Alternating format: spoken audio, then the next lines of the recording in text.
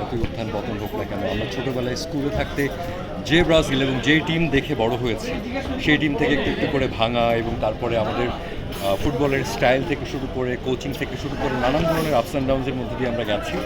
বলছি না যে আমরা জিতবো, কিন্তু আমি একটা ব্রাজিলের কামব্যাক এবং একটা চমকের জন্য অপেক্ষা করছি, যে আমরা বলতে পারবো যে নেক্সট ওয়ার্ল্ড কাপে আমরা কন্টেন্ট করবো প্রপারলি। এই শতাব্দীর প্রথম ওয়ার্ল্ড কাপ কিন্তু ব্রাজিল। Right right right. তো ব্রাজিলের খেলা নিয়ে বা ওয়ার্ল্ড কাপ দেখা নিয়ে কোনো মজার স্মৃতি আছে কিনা? মারামারি কি হয়েছে? ছোটোবেলায় মারামারি হয়নি। ছোটোবেলায় আমরা মনে আছে যে ভেঙ্গা বয়েসের একটা গান ছিল ব্রাজিল, এটা আমরা 90 মিনিটের ক্যাসেটে এপাশ ওপাশ রেকর্ড করে আমরা মাইক দিয়ে সারাদিন বাজাতে থাকতাম যেদিন গেম থাকতো। এবং আমাদের মনে আছে যে আমরা ছোটোবেলায় বাসার থেকে বড় টেলিভিশন নিয়ে গিয়ে মোড়ের উপরে নিয়ে সামনে সবাই মিলে একসঙ্গে দেখা, সেটার তো একটা অন্যরকম উন্মাদনা ছিল। আচ্ছা, এবার ব্রাজিলের খেলা বা এবার ওয়ার্ল্ড কাপ দেখার প্ল্যানটা কোথায়?